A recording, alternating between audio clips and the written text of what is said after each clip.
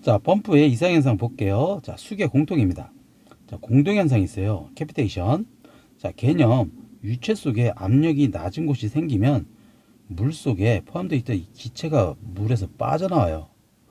그래서 압력이 낮은 곳으로 모이는데 이로 인해 물이 없는 빈 공간이 생기는 것을 가리킨다. 즉, 우리가 이거 배웠잖아요. 여기 압력, 여기 온도라고 했을 때 포화 증기압 곡선이라 그래요. 그래서 여기서 액체에서 기체로 넘어간다. 즉 우리가 1기압일 때 물은 100도씨에서 끓죠.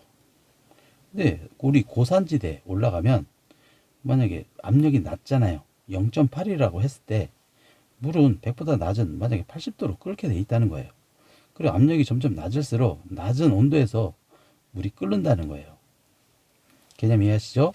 즉 우리가 우리 펌프가 있잖아요. 펌프에 이 임펠러 이렇게 돌아가요. 즉 물이 이렇게 흡수가 돼서 이렇게 쭉 높은 압력으로 나갈 거예요. 그렇게 됐을 때 이 곡선 이 그래프를 그려보면 들어올 때는 압력이 좀 낮다가 점점 낮아져요. 그러면서 순간 올라간다고요. 왜냐 이때 올라가거든요. 압력이.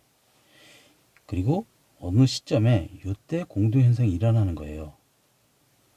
여기서 압력이 최고 낮을 때거든요. 이때. 그러면 어떻게 발생하냐? 요럴 때 발생한다는 거예요. 요럴 때 얘가 이렇게 해서 기포가 발생해서 공동현상이 나온다는 거예요. 이걸 그냥 하는 게 아니라 어떤 공식이 있다는 거예요. 자, 설명드릴게요. 결국 남다 H는 어떤 상수의 dl Eg U의 제곱이래요. 이게 마찰력이에요. 즉 마찰력이 크면 물을 잘 흡수 못 받아들인다는 거예요. 어떤 거에 영향이 있냐? 이건 길이에요. 길이. 배관 길이.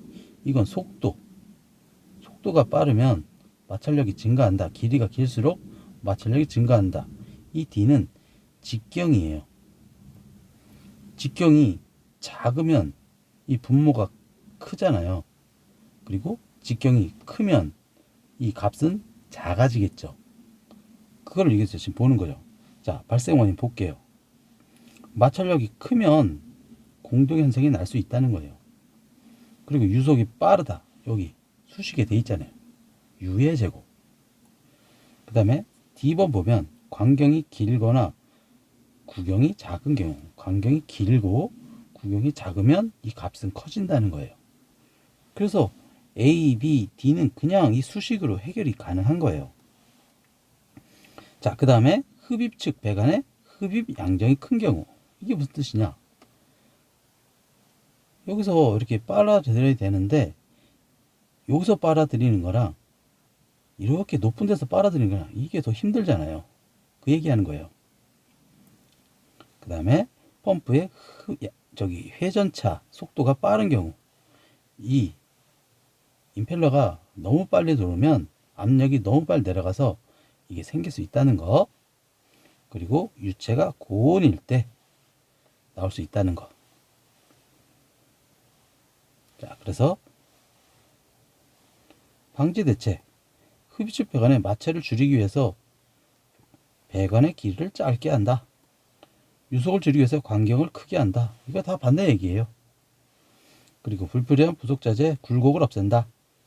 흡입식에 버터플라이 밸브를 설치하지 않는다. 아까 버터플라이 밸브는 마찰이 크다 그랬죠. 그리고 임펠러 속도를 줄인다. 펌프의 설치 높이를 수온보다 낮게 한다. 자, 이해가시죠? 자, 수격 현상이 갈게요. 수격 현상, 배관 내 유체가 갑자기 정지하면 에너지 보존 법칙 뭐냐? 배관 내 모든 지점의 압력, 속도, 위치 총 합승 같다는 거예요. 그래서 감소된 속도가 압력으로 변했을 때 이 압력파에 의해서 소음과 진동이 발생하고 배관도 파손될 수 있다는 얘기예요. 자, 여기 에너지 보존 법칙 제가 잠깐 설명해 드릴게요. 이해를 위해서 하는 거예요. 결론적으로 수식을 쓰면 이거는 EG U1의 제곱 플러스 Z1은 어떤 지점이에요? 예를 들어서 이 지점이 이 지점과 같다는 거예요. 에너지가. 그리고 P2 플러스 EG U2의 제곱 플러스 Z2. 자, 이렇게 하지 마시고 이거를 수평으로 놨을 때 한번 생각해 보겠죠. 이 지점과 이 지점의 에너지는 항상 같다는 거예요. 그래서 이건 위치, 이거는 속도, 이건 압력이에요. 그래서 위치가 같다고 했을 때 이제 제거해 버리고 그러면 속도와 압력만 한번 볼게요. 그래서 EG 끼리끼리 모을게요. EG U1의 제곱 마이너스 EG U2의 제곱은 간만에 P2 마이너스 간만에 P1이라는 게 이렇게 된 거예요. 결론 중요한 게 뭐냐? 요거의 차이가 이 속도 차이가 많이 나면 결론적으로 이 압력이잖아요. 압력의 차이도 크다는 거예요. 개념 이해하시죠? 그러니까 속도가 빠르면 압력으로 가는 압력차도 크다는 얘기, 그런 개념이에요. 그래서 결론적으로 펌프가 갑자기 급하게 정지하면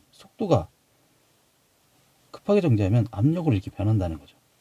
결국 계팩의 급격한 폐쇄, 유속의 급격한 변화, 유속의 압력 변동. 그래서 방제 대책은 서서히 연다. 배관 내 광경을 크게 하여 유속을 낮춘다. 펌프의 플라이 휠, 펌프의 정지 시 급격한 속도 변화 방지 설비를 설치한다. 배관의 수격 방지기 설치한다. 배관의 조압 수족, 수압관, 도수관에서 발생하는 수압의 급격한 증감을 조절하는 수조가 조압 수조라는 거. 이렇게 한다. 자, 맥도 현상 갈게요. 맥도 현상은 펌프의 입구, 출구에 부착되어 있는 이 진공계와 압력계가 개침이 흔들리면서 펌프의 유출량이 변화하는 현상이래요. 유출량이 변화한다. 자, 발생 원인 볼게요. 펌프에 맥동 현상은 액체에서 기체 두 곳에서 나올 수 있다는 거예요. 즉 펌프에서 나오고 아니면 이런 송풍기에서 발생할 수 있다는 거예요. 결국 펌프에서는 거의 발생하지 않고 송풍기에서 발생하는 현상이에요. 자, 개념 펌프의 입구나 출구에 부착되어 있는 이 진공계와 압력계의 개침이 마구 흔들린다는 거예요. 펌프의 유출량이 변화에 따라서. 이 진공계나 압력계의 이 침이 바늘이 이쪽으로 갔다가 계속 왔다 갔다 한다는 거예요. 자, 원인을 보면 펌프의 HQ 곡선이에요. 양정과 유량이 오른쪽 상향 구배의 특성을 가지고 있는 경우 곡선의 상승부에서 운전했을 경우, 자, 우리는 펌프의 성능 곡선에서 이런 곡선이 있었잖아요. 여기서 H, Q 해가지고 여기는 유량, 그리고 여기는 압력, 양정 똑같아요. 우리가 0일 때 최저 압력일 때 우리는 140이었잖아요. 그죠? 그리고 150% 유량을 가졌을 때 65% 이상의 펌프의 성능을 가져야 된다 그랬잖아요. 그래서 이런 점이 생긴다는 거죠.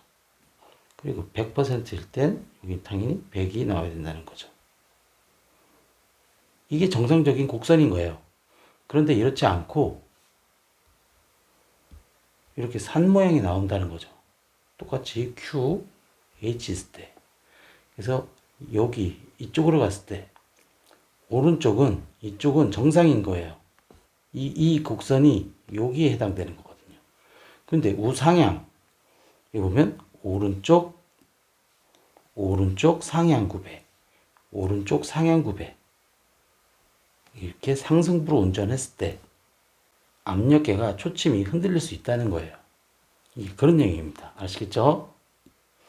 그 다음에 토출 배관의 길이가 길고 배관 도중에 공기, 탱크나 물탱크가 있을 경우 어떤 펌프가 있는데 쭉 가다가 공기가 있는 거예요. 이렇게 공기를 차 있거나 아니면 가다가 수조가 있는 거죠.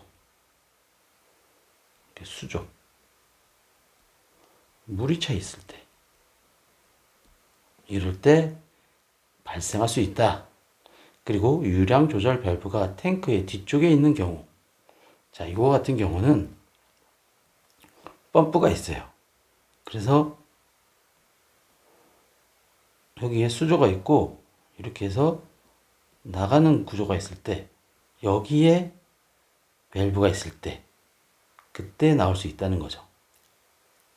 그래서 방지 대책으로는 이 펌프 특성 곡선, 이 HV 곡선이 오른쪽 하향 구배를 가진 펌프를 사용해라. 자, 이런 곡선이에요. 펌프를 이런 곡선, 이렇게 되는 펌프를 사용해라. 그런 내용입니다.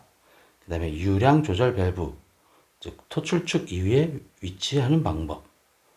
토출축 이후, 이쪽에다 하라는 거예요. 이쪽에다 하지 말고. 그 다음에 배관 중간에 기체 상태인 부분과 불필요한 수조가 없도록 해라. 자, 이런 거 빼라는 거예요. 그리고 관로의 단면적과 유속, 저항 등의 변화. 자, 이상 마치겠습니다. 감사합니다.